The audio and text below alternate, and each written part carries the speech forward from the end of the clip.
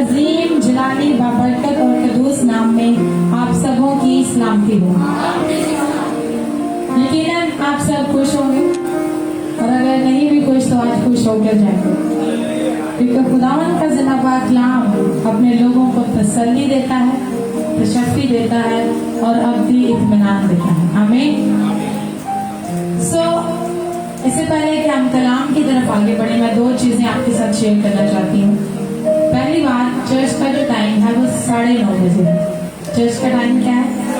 9:30 बजे। और मैं किसी को भी टॉन्ट नहीं कर रही, मतलब किसी को भी हर्ट करने के लिए नहीं कह रही, रिक्वेस्टली कह रही हूँ। वो इसलिए क्योंकि आप सब जब टाइम पर आएंगे तो हमें इबादत का आगाज करते हुए और भी अच्छा लगेगा। सो जितने लोग आज टाइम पर आए थे, मैं चाहती हूँ उनके लिए एक दफा जोरदार ताली। इट्स एन अचीवमेंट के जो लोग वक्त पर चर्च आते हैं। सो आप सबसे दरख्वास्त है कि आप 9:15 बजे यहाँ पर हो। कितने बजे? 9:15। हम लोग ड्यूटीज पर जाते हैं, क्या वो हमें हर दफा लेट कबूल करते हैं? हम लेट जाते हैं 1 दफा, 2 दफा, 3 दफा और फिर एक वार्निंग लेटर हमें दिया जाता है कि इसके बाद आपको गुड बाय कर दिया जाएगा।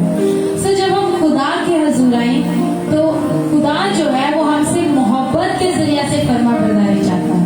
हाँ, वो सख्ती करेगा जब अदालत का वक्त आएगा, लेकिन अभी वो फजल में आपके साथ मोहब्बत में चाहता है कि आप उसके फरमा बताओ। सो आप सबसे दरख्वास्त है, हम्बल रिक्वेस्ट है कि आप सब कोशिश करें, बल्कि सोच लें कि 9:15 बजे हमें चर्च के अंदर होना। और जिन बच्चों को 9:15 का नहीं पता, 9:15 पर आप सब चर्च में होंगे। हालेलुया। दूसरा एक खास ऐलान जो मैं काफी दिनों से करना चाह रही हूँ। लास्ट टाइम जुमे वाले दिन फरहान ने एक बात की कि हम जब दुआ करते हैं और लोग मौजज़ा रिसीव करते हैं, और मौजज़े से मुराद मैं बड़े बड़े मौजज़ात की बात नहीं कर रही हूँ, आपकी जिंदगी में होने वाले छोटे छोटे ऐसे काम जो आपके लिए पहाड़ थे, जो आपको वक्ती तौर पर तंग किए हुए थे, जो आपको परेशान किए हुए थे, वो आपकी जिंदगी का मौजज़ा है। और आपकी जिंदगी में होने वाला हर एक मौजज़ा आपकी गवाही है।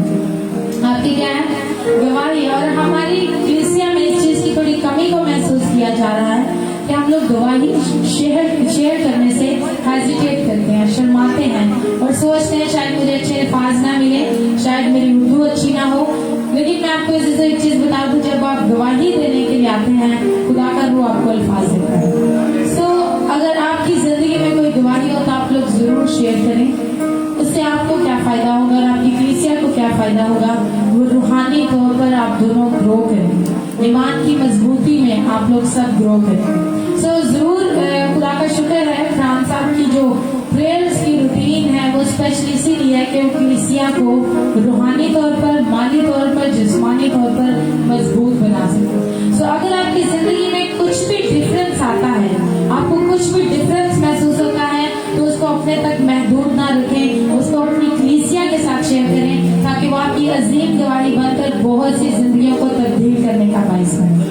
आमीन। सो आप सबका शुक्रिया इन 2 ऐलानात को सुनने के लिए।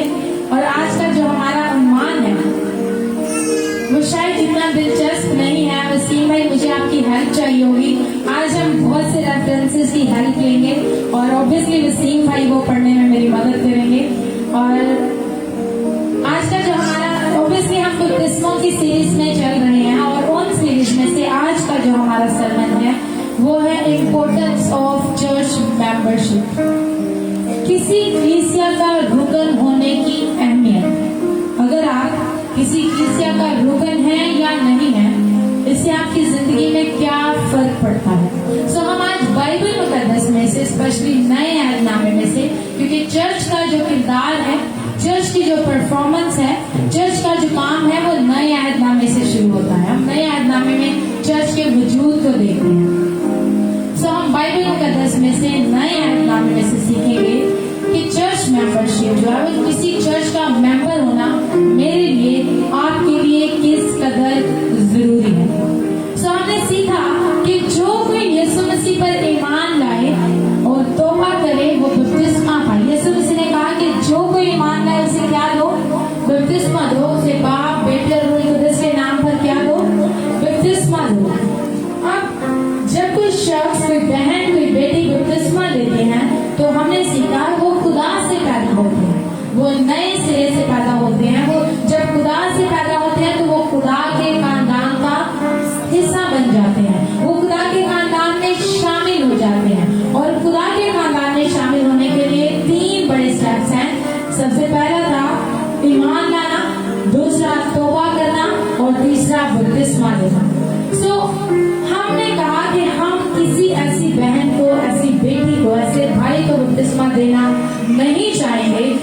मुकम्मल तौर पर यीशु मसीह की सच्चाई को और निजात के मंसूबा को समझ नहीं जाते।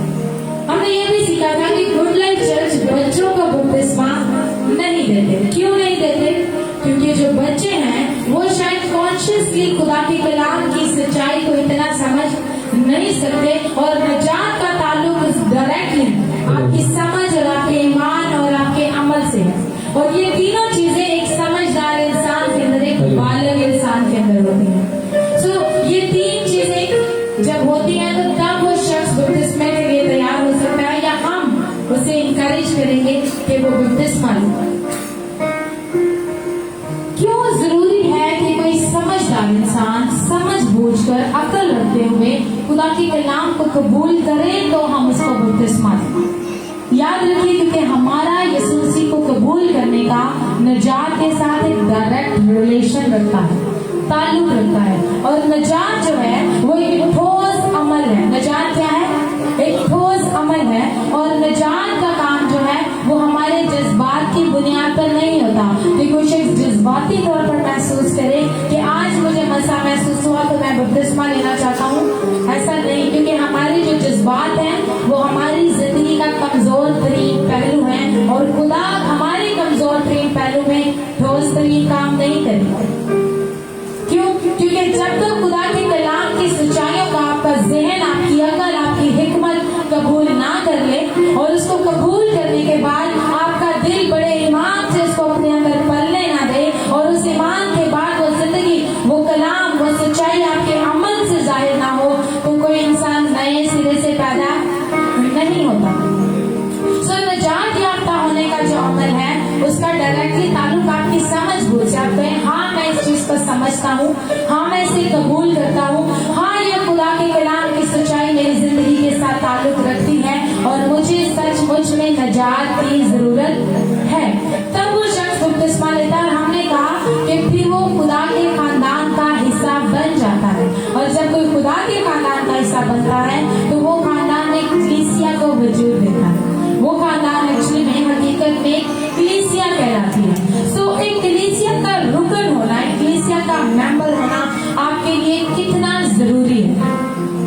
मुमकिन है कोई शख्स बपतिस्मा याफ्ता हो, नए सिरे से पैदा हुआ हो, लेकिन वो अभी तक किसी चर्च का हिस्सा ना हो।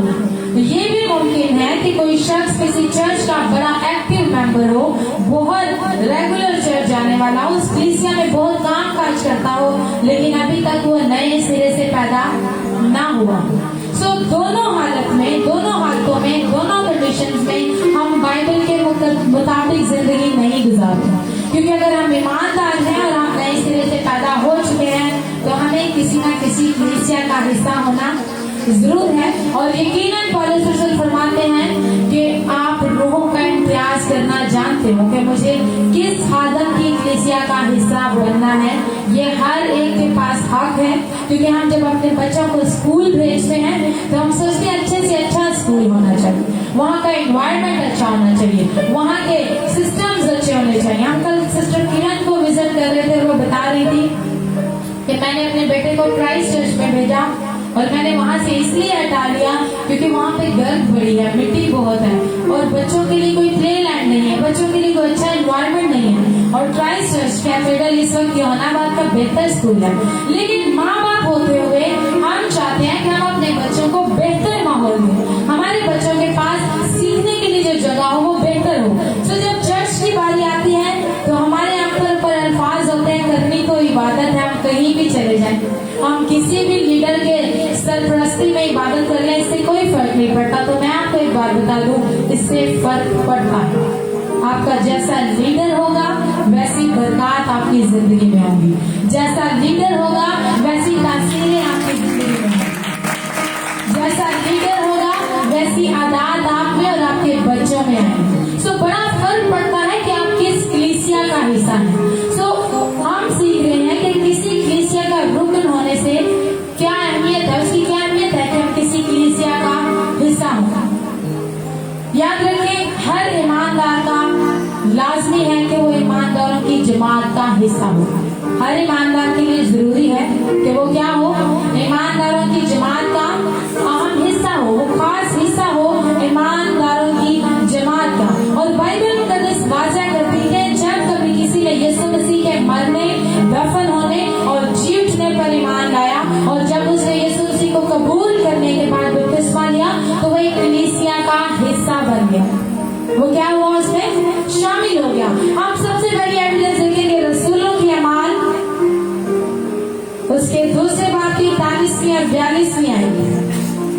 नंबर 141 है। 41 में 42 में। हाँ जी।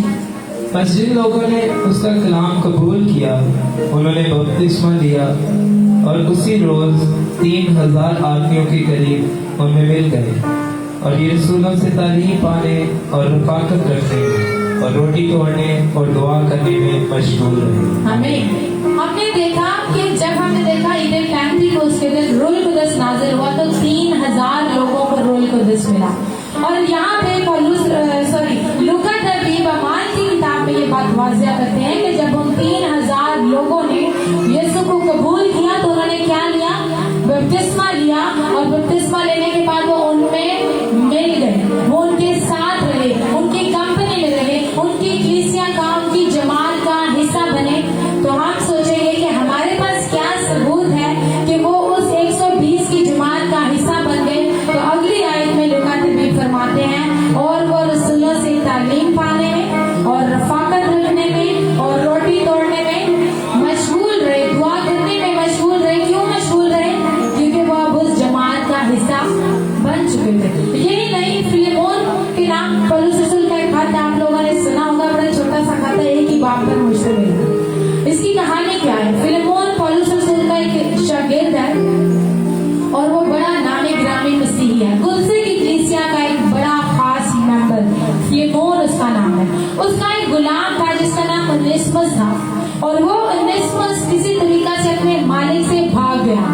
और ऐसा हुआ कि जब वो भाग गया तो एक दिन पौलुस रसूल से उसकी मुलाकात हुई। जब वो पौलुस रसूल से मिला तो उसने यीशु मसीह को कबूल किया और नए सिरे से पैदा हुआ। जब वो नए सिरे से पैदा हुआ तो पौलुस रसूल ने ये जानने के बाद कि ये फिलेमोन का शागिर्द गुलाम है तो पौलुस रसूल ने फिलेमोन को एक खत लिखा।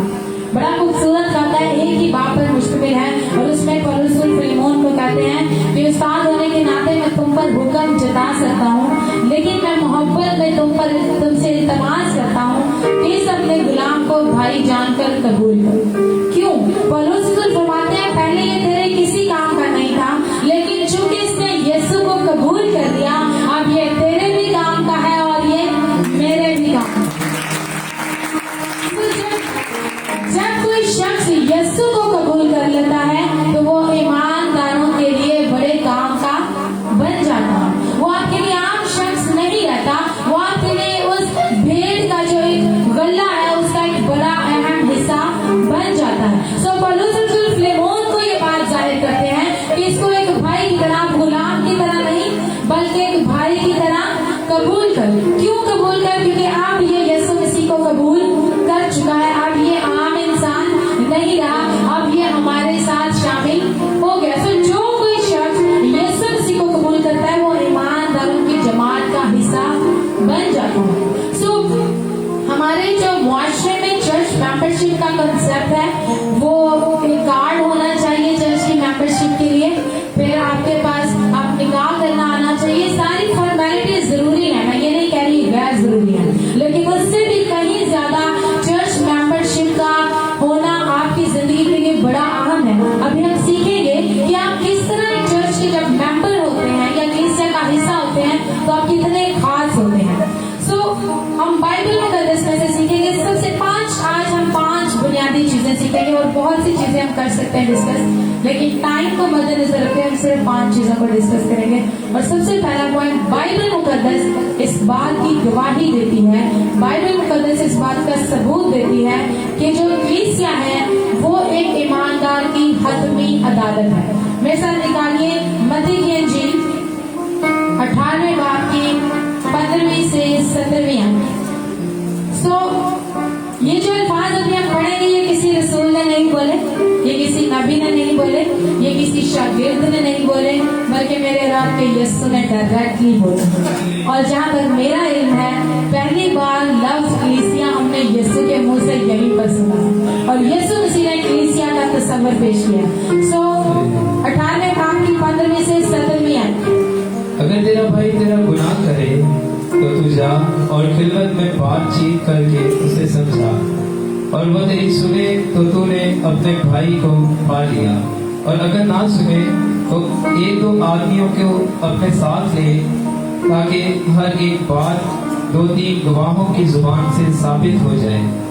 अगर वो उनकी सुनने से भी इनकार करे तो कलीसिया से कह, और अगर कलीसिया की सुनने से भी इनकार करे तो तू उसे गैर कौम वाले और महसूल लेने वाले के बराबर जान।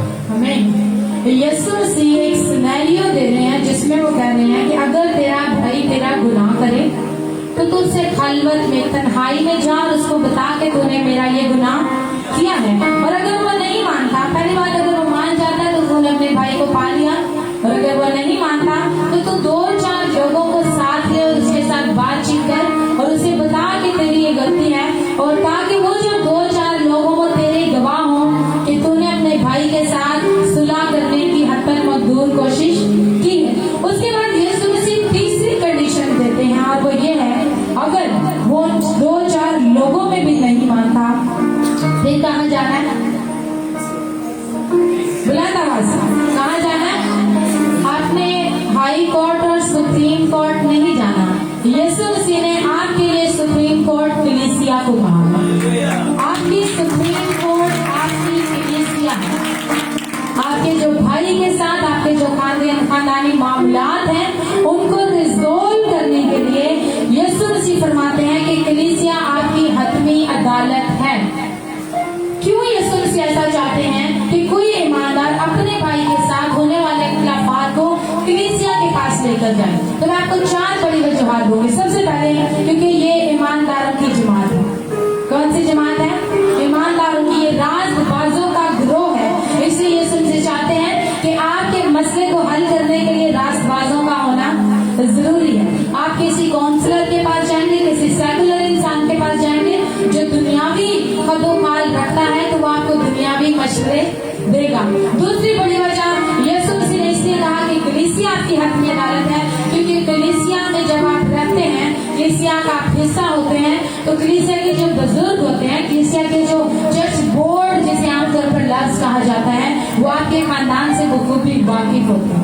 वो आपके भाई की रविशों से ही नहीं, वो आपकी रविशों से भी वाकिफ होते हैं। तो आपके खानदान को अच्छा जानते हैं, वो समझ सकते हैं कि कहाँ पे आप गलत हैं और कहाँ पे आपका भाई गलत है। तो आपकी काउंसलिंग बेहतर कर सकते हैं। तो तीसरी बड़ी चीज, बड़ी वजह जिसकी वजह से यीशु मसीह चाहते हैं कि कलीसिया के पास आपके मसले जाने चाहिए, वो ये है कि ईमानदार लोग कभी भी आपको शरारत भरा मशवरा नहीं देंगे।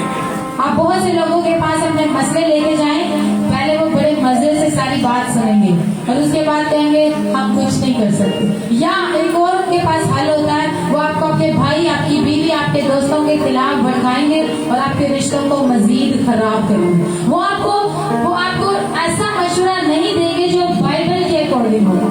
चौथी और बड़ी अहम वजह जिसकी वजह से यीशु मसीह ने कहा कि तुम अपना मसला और हतमी फैसला कलीसिया से करवाओ, और वो ये वजह है कि कलीसिया के जो बुजुर्ग होंगे, जो ईमानदारों की जमात होगी, वो आज आकर बात को सुलह पर लेकर आएंगे। वो आज आकर बात को कहाँ पे लेकर आएंगे? सुलह तक लेकर आएंगे। और यीशु मसीह कहते हैं कि जब तू अपने भाई को ईमानदारों के पास लेकर आए और वो उनकी भी बात ना माने, यानी वो सुलह को कबूल ना करे, तो फिर उसको गैर कौम वाला जा। क्यों?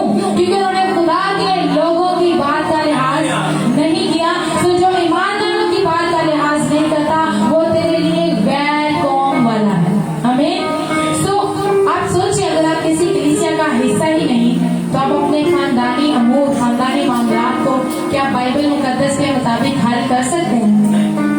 कलीसिया किसी भी ईमानदार की जो है वो हतमी अदालत है। कलीसिया के पास अपने खानदानी प्रॉब्लम्स को लेकर आना यीशु मसीह ने कहा। यीशु मसीह चाहते हैं कि कलीसिया, अच्छा एक चीज मैं वाज़ा कर दूं, मैंने पहले भी ये बात वाज़ा की कि लीडर को चुनना और रूह का इम्तियाज करने का चीज आपके पास होनी चाहिए। आप जानते हो कि जिस लीडर को आप फॉलो कर रहे हैं वो रूहानी है, ईमानदार है, वो बदकार नहीं, वो ज़नाकार नहीं, और उसके अंदर एक लीडर होने की आदत शामिल है, और ना ही वो तरफदारी करता हो, फिर वो आपके घर के मसाइल को हल भी कर सकेगा। पहला हमने पॉइंट सीखा, और वो ये है कि यीशु मसीह के मुताबिक, बाइबल मुकद्दस के मुताबिक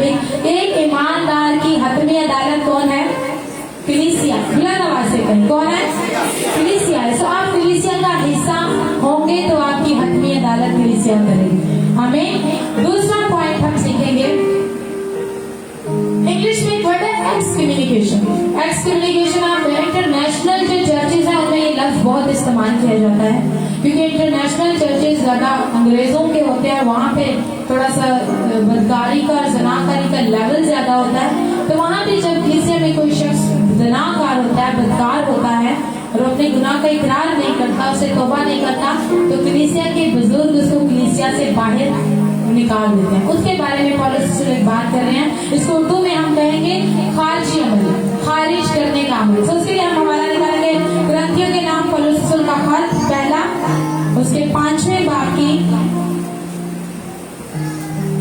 12वीं और 13वीं है। तो पौलुस रसूल हमें, चूंकि पौलुस रसूल ने जितने भी खत लिखे वो कलीसियाओं को लिखे, किसको लिखे? सारे तरफ थोड़ा मेरी तरफ ध्यान दीजिए। मुझे पता है ये टॉपिक ड्राई है, लेकिन अगर ये आप टॉपिक सीख गए तो आप एक बेहतर और मजबूत ईमानदार जिंदगी गुजार सकेंगे।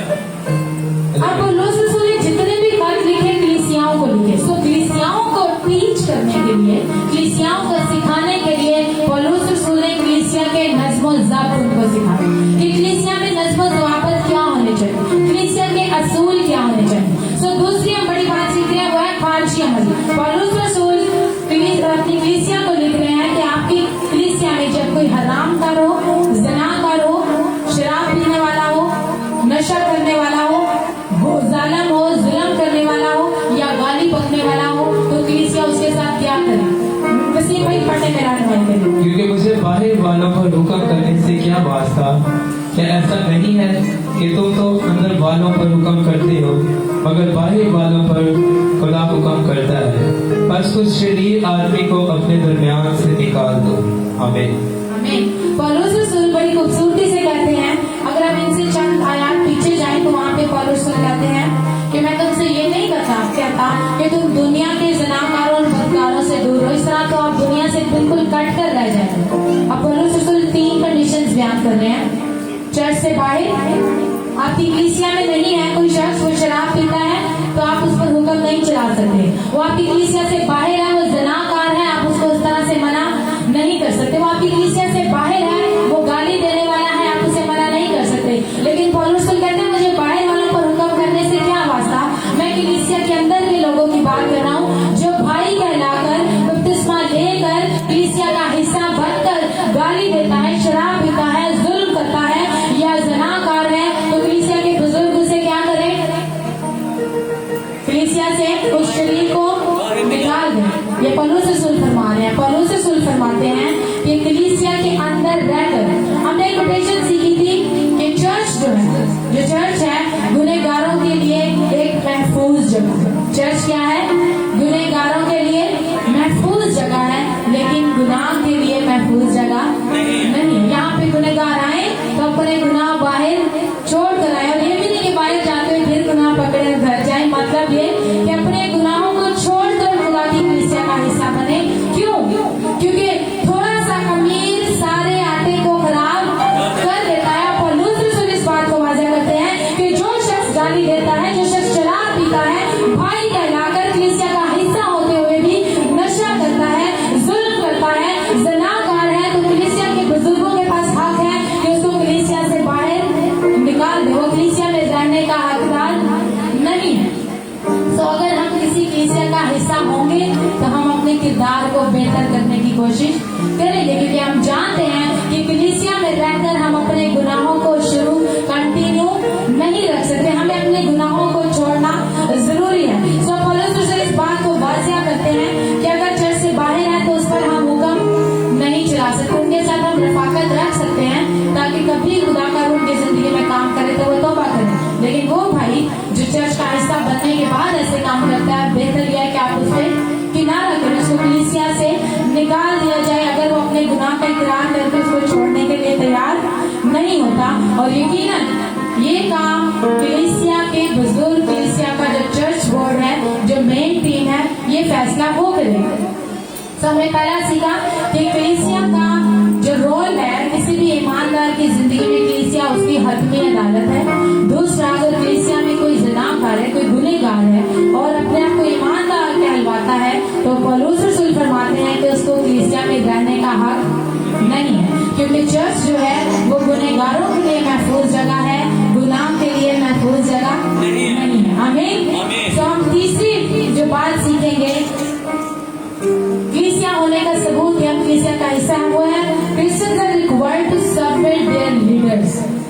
जो कलीसिया के लोग हैं, कलीसिया के मेंबरान हैं, वो अपने आप को अपने पेशवाओं के फर्मा बरदार करें। जो हमने हवाला भी सिस्टर तानिया से सुना था, इब्रानियों के नाम पौलुस रसूल का खत, उसका 13वां बाब, उसकी 17वीं है। हालेलुया।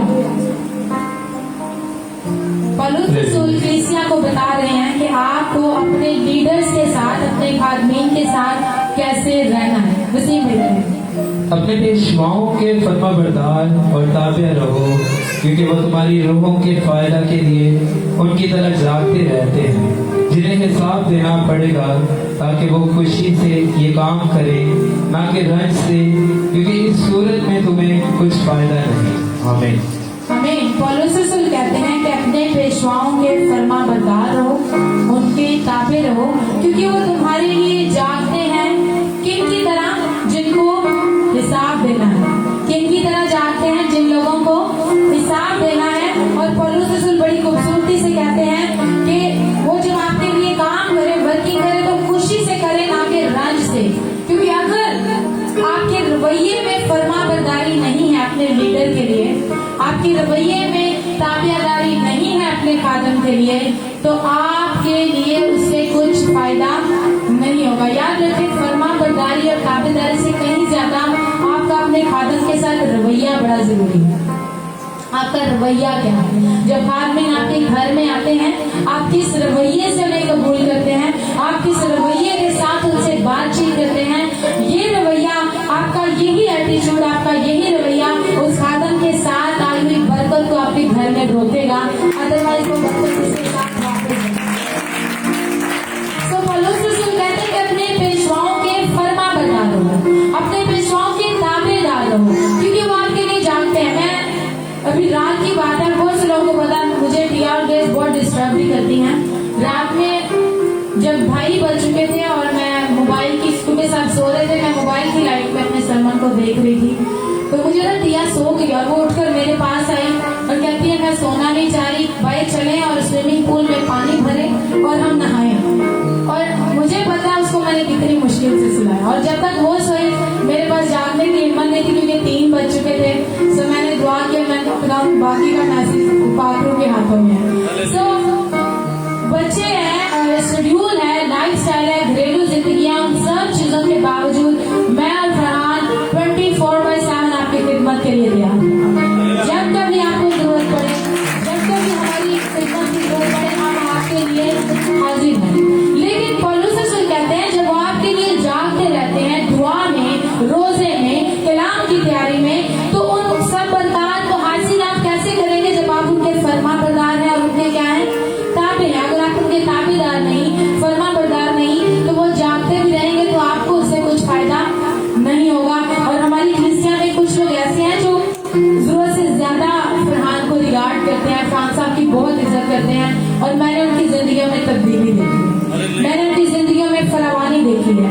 वो कुछ ही महीनों में बहुत ज्यादा ग्रो की है। उसकी वजह क्या है? पौलुस कहते हैं अगर आपको उनसे कुछ फायदा लेना है तो उनकी फर्मा बरदारी में और उनकी ताबेदारी में रहना। लेकिन चूंकि 2 बजे होती है, कुछ लोगों को पता ही नहीं होता कि हमें किसी कलीसिया का हिस्सा होना है, या कुछ लोगों को यही नहीं पता होता, या बताया नहीं जाता, या सिखाया नहीं जाता लोगों को कि आपका जो लीडर है, आपका जो पेशवा है, वो आपके लिए किस कदर है। और मैं कहती हूँ अगर आपका लीडर ठीक है, अगर आपका लीडर रूहानी है, अगर आपका लीडर जिम्मेदार है, तो आपके घर की, आपके खानदान की, आपके आने वाली नस्लों की बरकतें आपके लीडर के पास, क्योंकि खुदा ने उसको आपके लिए, खुदा ने उसको आपके लिए मुख्तस किया है कि वो आपके लिए बरकत चाहे, और आपके घरों के लिए, आपके खानदानों के लिए बरकत का सबब है। सो पौलुस रसूल ये चीज जाहिर करते हैं कि जब आप किसी कलीसिया का हिस्सा होते हैं, आपको अपना आप अपने लीडर को सौंपना है, अपना आप अपने लीडर के हाथों में देना है,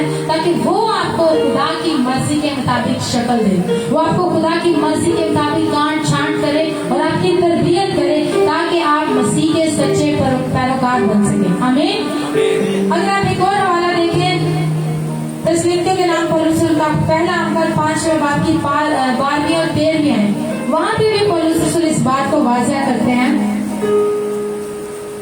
1 थेसलोनियन 5वें बाब की 12वीं और 13वीं आयत, पौलुस रसूल इस बात को वाज़ेह करते हैं कि एक खादम जो है, आपका लीडर है, एक कलीसिया का हिस्सा होते हुए रखता है।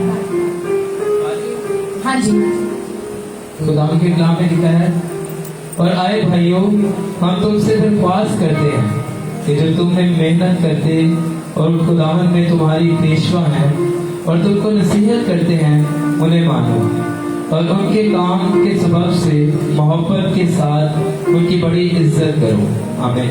हालेलुया। पौलुस रसूल कह रहे हैं कि जो आपके पेशवा हैं, जो आपके लिए काम करते हैं, खिदमत करते हैं, आप उनकी फरमाबरदारी में रहें और उनकी सुने, उनकी माने, ताकि उनके पास जो खुदा ने कलाम के जरिए से, दुआ के जरिए से आपके लिए बरकत रखी है, आप उनको रिसीव कर सके। और मैंने बहुत सी कलीसियाओं के लोगों को ये कहते और उनके रवैयों से ये चीज महसूस की है कि वो लोग अपने खादम को कुछ भी नहीं समझते। वो सोचते हैं कि पास्टर साहब को क्या पता, उनसे हमने ये बात नहीं करी, उनसे तो डिस्कस भी ना करें, उनको नहीं पता चलना चाहिए कि हमारे घर में ये मसला है। लेकिन यकीन जानिए, आपके घर के मसलों को हल करने के लिए एक ईमानदार का आपके घर में आना जरूरी है। और वो ईमानदार आपका वो लीडर है, वो मूसा है जो आपको मिस्र से निकाल कर उनके कनान पर पहुंचाया। हालेलुया। तो आपको फेथ के साथ मूव करना है। पौलुस रसूल तीमुथियुस को जब खत लिखते हैं, पहले खत में 5 बाब की 17वीं आयत में कहते हैं, जो बुजुर्ग अच्छा इंतजाम करते हैं, जब आप लोगों को खाना खिलाया जाता है, खाना सर्व किया जाता है, आपको तरतीब से बैठने के लिए कहा जाता है, प्रोग्राम के दिन में कुछ चीजों के लिए रिक्वेस्ट की जाती है, तो पौलुस रसूल उनके लिए कहते हैं कि वो दो चंद इज्जत के लायक है, जो इंतजाम कर रहे हैं, जो शायद आपके शायद प्रोग्राम से 1 घंटा पहले तैयार होकर आते हैं, शायद वो सुबह 6 बजे उठते हैं और चीजों को अरेंज करते हैं। पौलुस रसूल कहते हैं कि वो दो चंद इज्जत के लायक है। फिर अगली लाइन में पौलुस रसूल कहते हैं, खासकर वो जो कलाम सुनाते और तालीम देते हैं, जो कलाम सुनाते और तालीम देते हैं, वो लोग आपकी इज्जत के लायक है कि आप उनकी रिस्पेक्ट करें। क्यों? क्योंकि जब मैं आपको साइकोलॉजिकली एक वजह बता कि जब आप किसी शख्स की दिल से इज्जत नहीं करते, वो कुछ भी कह ले आप नहीं मानते, वो कुछ भी कह ले आप उस बात को मानने के लिए तैयार नहीं होते। और जिस बंदे की आप इज्जत करते हैं, वो आपको ये भी ना छत से छलांग लगा देता, आप मैंने लगा दिया। नबीला इस बात की एग्जाम्पल नबीला। हालेलुया। नबीला के लिए कमर जोरदार कई दफा जब मैं इससे बात कर रही होती हूँ तो मैंने कहा, नबीला आपने इस चीज को ऐसे हैंडल करना, तो वो फौरन से कहती हैं आप कुछ भी करें। तो जब वो इतना एतमाद मुझ पे करती हैं, तो मुझे 10 मिनट दुआ में ज्यादा बैठना पड़ता है नबीला के लिए, क्योंकि उसका एतमाद है, वो मुझे एज अ लीडर अगर एक्सेप्ट कर रही है, तो मुझे उसके लिए दुआ में ज्यादा देर ठहरना मेरा फर्ज बन जाता है। सो आपकी इज्जत, आपका एतमाद आपके खादम को रातों को जागने के लिए मजबूर करता है, तो आपके लिए दुआ में ठहरना। सो 3 चीजें हमने अभी तक सीखी है। पहली ये कि एक ईमानदार की जो हतमी अदालत है वो कलीसिया है। दूसरा, कलीसिया में किसी भी जनानदार को, हरामकार को रहने की इजाजत नहीं है और कलीसिया के बुजुर्ग उसको निकालने का हक रखते हैं। और कलीसियाओं में अभी तो लेटेस्ट एक न्यूज मुझे आई है, कोई बैंड है, वो म्यूजिक मतलब सॉन्ग, क्रिश्चियन सॉन्ग गाते हैं और वो चर्च भी पीते हैं और वो शराब भी पीते हैं और बहुत जल्द एक चर्च खोलने वाले हैं। मुझे नहीं समझ आती कि कौन लोग हैं जो उनको मदद दे रहे हैं चर्च खोलने के लिए। सो कहने का मकसद ये है कि कलीसिया का जो एनवायरनमेंट है वो पाक होना जरूरी है, क्योंकि कलीसिया यीशु की दुल्हन है और ये दुल्हन ऐब के साथ नहीं कबूल की जाएगी, ये दुल्हन किसी भी झुर्री के साथ कबूल नहीं की जाएगी। और मैं आपको ये बता दूं, ये दुल्हन किरदार से खूबसूरत होनी चाहिए, इस दुल्हन को आप मेकअप नहीं कर सकेंगे। ये दुल्हन अपने हकीकी किरदार से यीशु के साथ जाएगी। सो उसको तैयार करने के लिए कलीसिया का पाक होना बहुत जरूरी है। सो 3 चीजें हमने ऐसी सीखी जो कलीसिया की तरफ से, लीडर की तरफ। या पौलुस, अगर हम लूका तबीर की जो लिखे हुए रसूलों के अमाल है उसके 20वें बाब की 28वीं आयत पढ़े तो वहाँ पे बड़ी खूबसूरत हमें आयत मिलती है लीडर्स के बारे में, जो चरवाहे हैं, जो बागबान हैं, जो निगहबान हैं, उनके लिए खुदा का कलाम क्या फरमाता है। 20वें बाब की 28वीं आयत, हाँ जी, लिखा हुआ है, बस अपनी, सबसे पहले क्या लिखा है, बस अपनी। लीडर को कहा जा रहा है कि पहले अपनी और फिर और उस सारे गल्ला की खबरदारी करो जिसका रूह कुदस ने तुम्हें निगहबान ठहराया है, ताकि खुदा की कलीसिया की गला बानी करो जिसे उसने खास खून से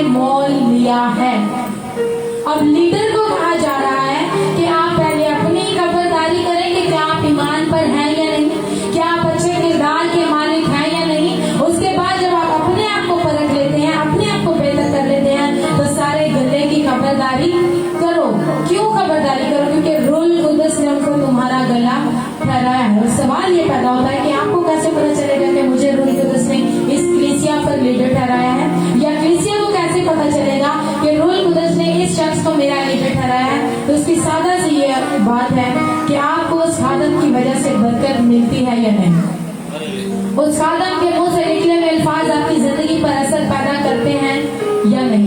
अगर आप उस कलीसिया का हिस्सा बनने के बाद तब्दील हुए हैं, बदले हैं, आपके रवैये तब्दील हुए, तो यकीनन रूह कुदस ने आपको उस कलीसिया का हिस्सा ठहराया।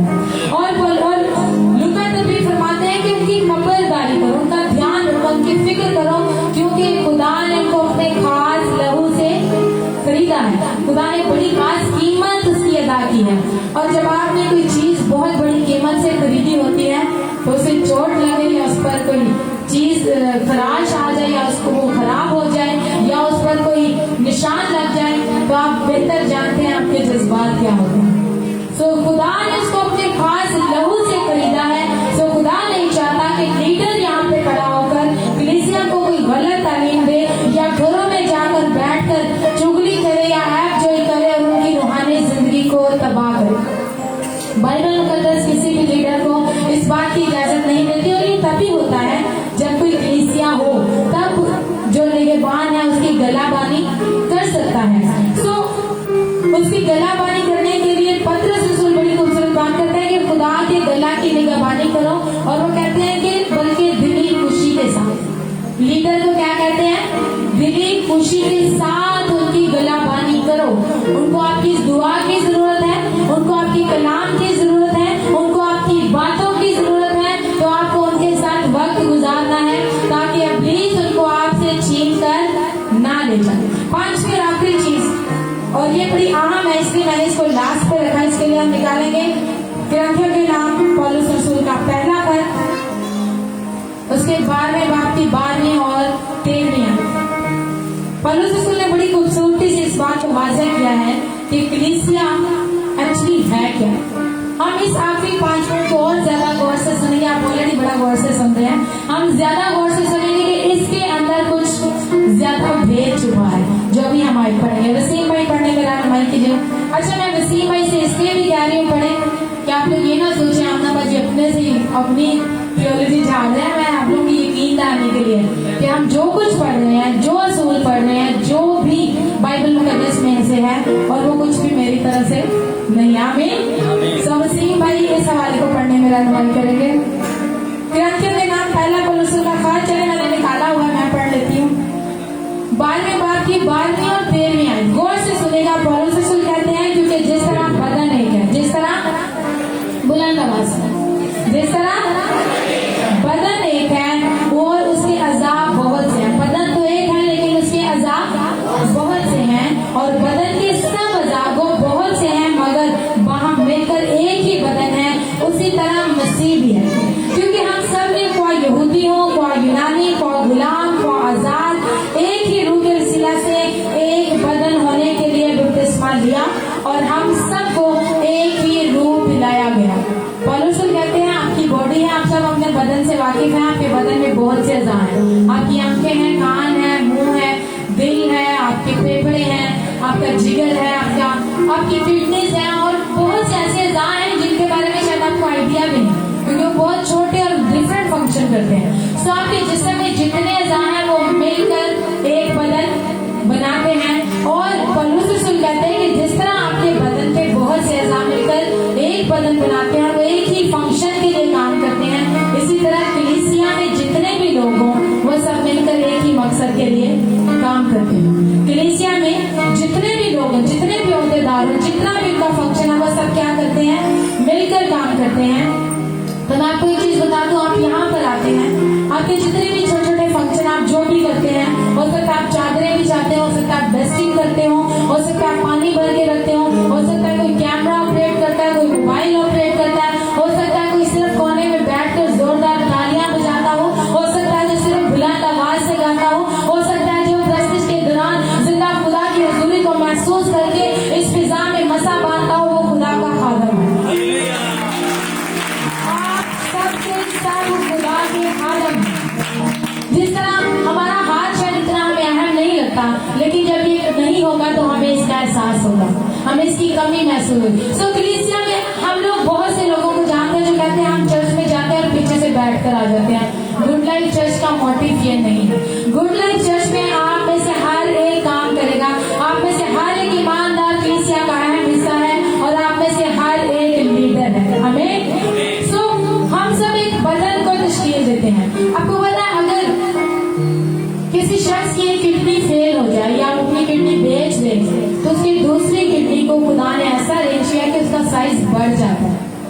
साइज क्या होता है। और प्लीज आप लोग किडनी निकलवाने नहीं चले जाइएगा कि कोई बात नहीं काम चल जाएगा। उस दूसरी किडनी का साइज बढ़ जाता है। बायोलॉजी बताती है कि वो किडनी साइज बड़ा इसलिए करती है ताकि वो दोनों के हिस्से का काम कर सके। और कलीसियाओं में क्या होता है, काम के दौरान ही आके पादरी साहब को बता दो, देखो सारा कामों ने खराब करना, इसको तो काम ही नहीं करना था। जब आपको नजर आ रहा है कहीं पे कोई कमी है तो उसको कवर करें। आप अपनी खिदमत का साइज बढ़ाएं और कलीसिया की प्रोग्रेस को रुकने ना दें।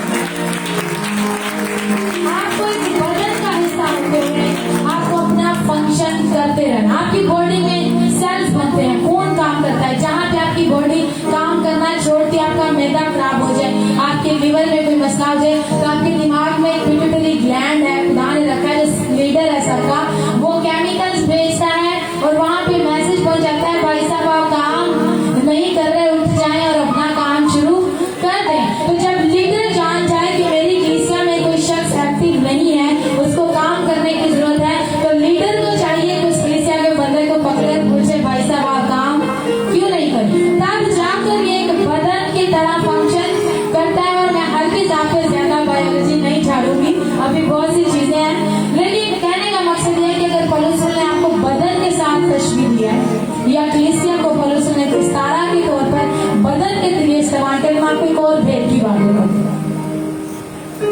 पैदाइश की किताब में चले पहले बाप की 26 में खुदा ने रूह कुद्दस और यीशु से कहा, आओ हम इंसान को कैसे पैदा करें, अपनी सूरत और अपनी छवि करें। खुदा ने कहा कि आओ हम इंसान को अपनी सूरत और अपनी छवि पर पैदा करें। और खुदा ने एक बदन को तश्कील किया और उस बदन को खुदा ने अपनी छवि और अपनी सूरत पर पैदा किया। और यहाँ पर पौलुस रसूल कहते हैं कि जो कलीसिया है वो एक बदन की तरह है। तो फिर उस बदन के अंदर क्या ऐसा भेद है जिसको खुदा ने अपनी छवि पर और अपनी सूरत पर बनाया और जिसको पौलुस रसूल ने कलीसिया का नाम दिया, और वो ये है कि जब हम देखते हैं खुदा बाप को, जब हम देखते हैं बेटे को और जब हम देखते हैं रूह कुद्दस को, तो वो तीनों के तीनों अपनी जिंदगी, अपनी जो उनका मकसद है निजात के मंसूबे में, वो एक मकसद होकर काम करते हैं, वो एक तौर पर काम करते हैं। खुदा बाप, खुदा बेटा, खुदा रूह कुद्दस क्या करते हैं, एक ही एंगल में और एक ही डायरेक्शन में काम करते हैं, क्योंकि उनका मकसद एक है, उनका मोटिव एक है, उनका एंगल एक है और उनकी समत भी एक है। सो हमारा जो बदन है जो जिस तरह से काम करता है, उनका भी मकसद एक है, मोटिव एक है, एंगल भी एक है। तो जब कलीसिया है तो वो कैसे काम करेगी, उनका भी मकसद एक है, मोटिव एक है, डायरेक्शन एक है और सबकी जिंदगियों का मकसद भी एक है। सो इस बदन को जाहिर करते हुए जिस तरह खुदा बाप, खुदा बेटा और रूह कुद्दस मिलकर एक होकर अपने निजात के लिए काम करते हैं, उसी तरह पूरी कलीसिया भी एक होकर निजात के लिए काम करते। आमीन। सो आप सब जितने लोग यहाँ पर बैठे हैं, निजात की जो खिदमत है उसका बोझ आप सबके कंधों पर है। आप सब निजात के लिए खादमीन चुने हुए हैं और खुदा चाहता है कि आप इस चीज को कबूल करें। और आखिर में मैं बता दूं, अगर आप बपतिस्मा याफ्ता हैं और आप कहते हैं मैं किसी कलीसिया का हिस्सा नहीं बनना चाहता, तो बिल्कुल ऐसे जैसे आप कहें मैं बहुत अच्छा फुटबॉल प्लेयर हूँ लेकिन मैं किसी टीम में रहकर काम नहीं करना चाहता। अगर आपने यीशु को कबूल किया है, अगर आप ईमानदार हैं, तो आपके लिए जरूरी है कि आप किसी कलीसिया के साथ मिलकर खिदमत करें और खासकर एक बेहतर लीडर की सरपरस्ती में, ताकि आप सही मकसद में, सही वक्त में, सही तरीके से काम कर सकें। खुदा आज के पाक कलाम के सिवा से हम सबको बड़ी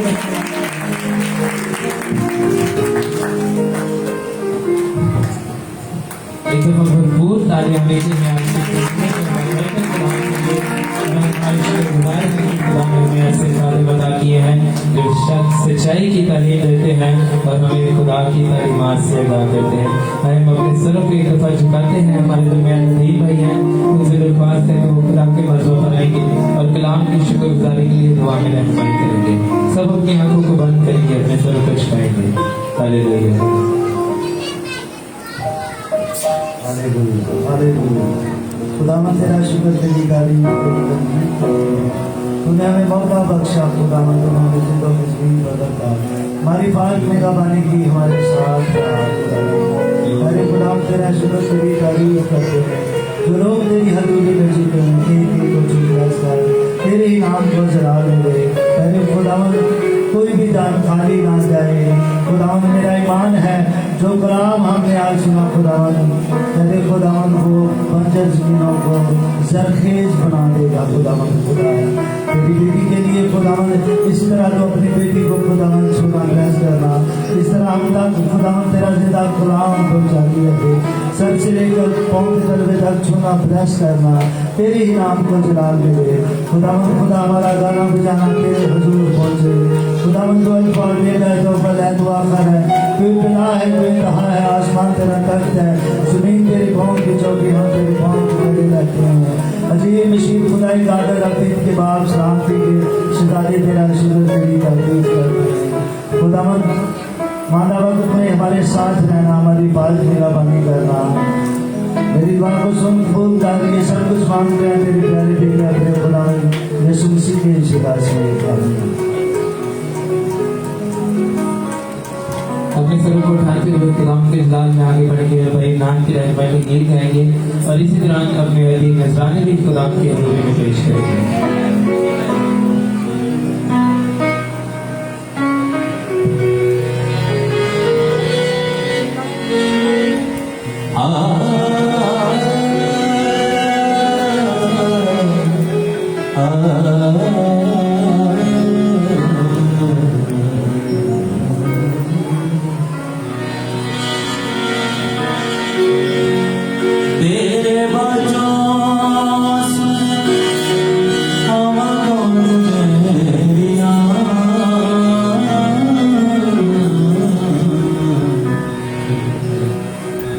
रब्बा तेरे फज़ल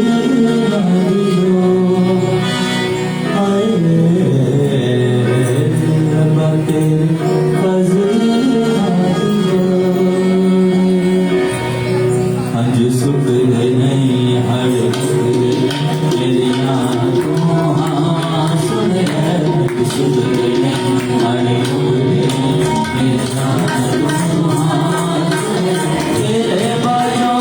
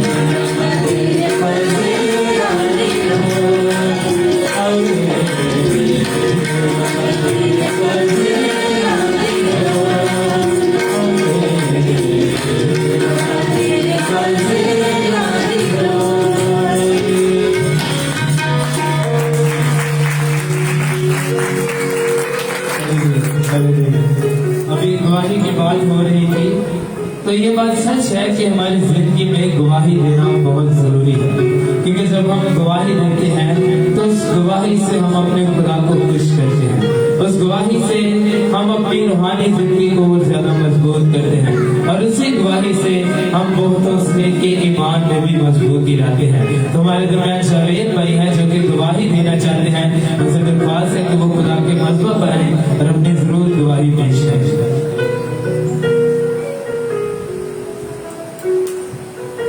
मसीह यीशु के अजीम जलालिया बाबरकत नाम में आप सबों की सलामती हो। मेरी गवाही कुछ इस तरह है कि आज बाजी ने बहुत अच्छा कलाम दिया, और लीडर के हवाले से जो हमारे लीडर हैं, मैं इनके हवाले से अपनी गवाही पेश करना चाहता हूँ कि मैं एक ऐसे इलेक्ट्रिशियन हूँ, रोज का कमाना और रोज खाना, ठीक है, हैंड टू माउथ, यानी जिसका मतलब है रोज लेके आना और रोज की कमाई जो है ना वो करना, ठीक है। तो मैं चर्चिज में भी जाता था, लेकिन ये मेरी रूटीन नहीं थी। जब चर्च का टाइम होता तो मैं बच्चों को कहता मेरा फोन आ गया, मैं जरा काम से होके आ रहा हूँ, आप चर्च चलो, मैं आ रहा हूँ पीछे, ठीक है।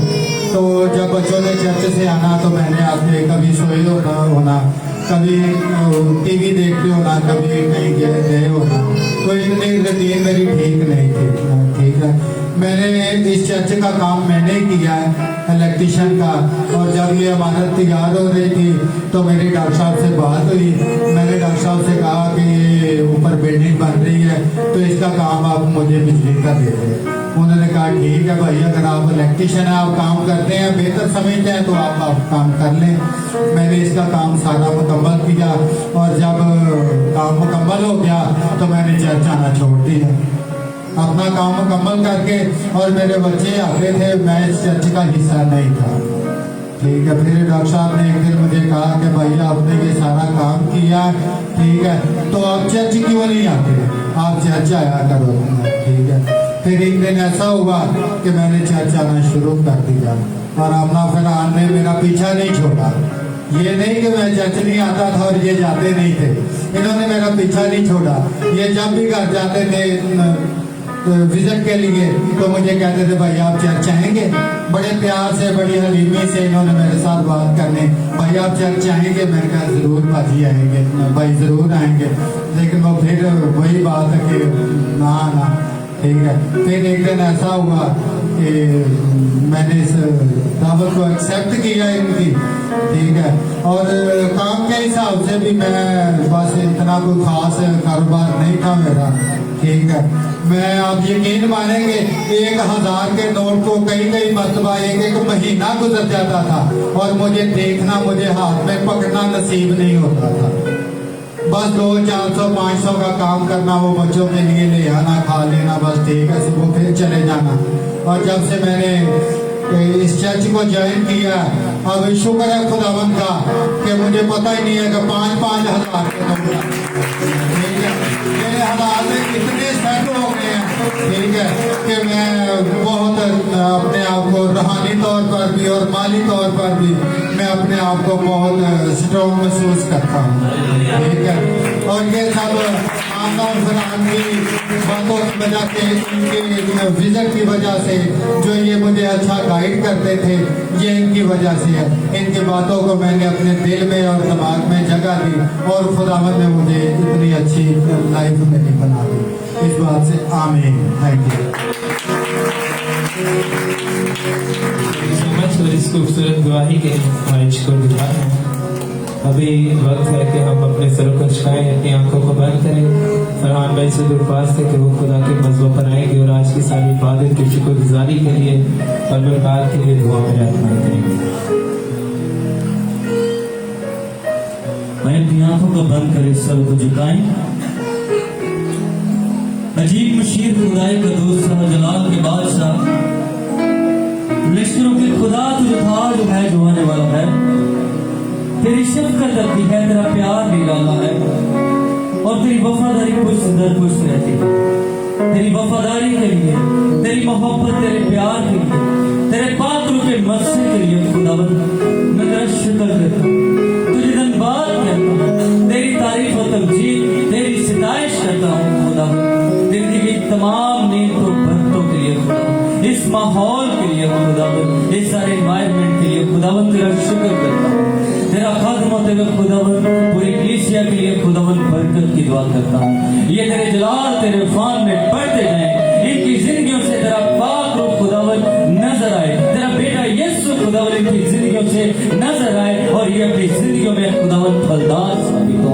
आज का कलाम खुदावन सारी कलीसिया को खुदावन इस सोच से पोजीशन करे कि आज के बाद इनकी जिंदगियों में तेरा पाक रूप इस कलीसिया को गाइड करे खुदावन। एक एक जान को, एक एक जिंदगी को खुदावन तो अपने दस्ते शफ़क़त ले ले, अपनी ब्लड कवरिंग में ले ले और इन्हें ब्लेस कर खुदावन। इस तौर से पोजीशन कर दे कि खुदावन तेरे मुअस्सर गवाह बने, इन सबों की जिंदगियां तुझ में कद्दावर हो खुदावन और पूरी कलीसिया को ब्लेस कर खुदावन। मैं स्पेशली बेटी यांशी को तेरे कभी हाथ के तले देता हूँ, अपनी बेटी को शिफा बख्श खुदावन। तेरा खात्मा होते हुए कलीसियाई तौर पे खुदावन मुत्तफिक होके बेटी यांशी को तेरे कभी हाथ के तले देते हैं, अपनी बेटी को ब्लेस कर खुदावन।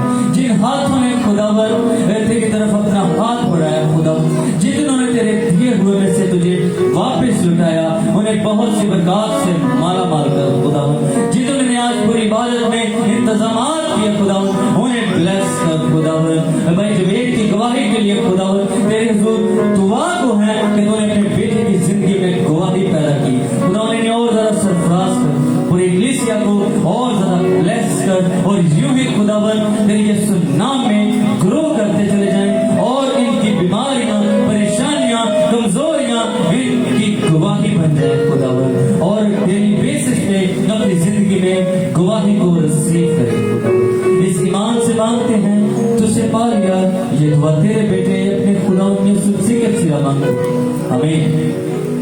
हम सब दुआ रबानी में शरीक होंगे जैसे कि मसीह ने सिखाया। ऐ हमारे बाप तू जो आसमान पर है, तेरा नाम पाक माना जाए, तेरी बात सही आए, तेरी मर्जी जैसे आसमान पर पूरी होती है जमीन पर भी हो।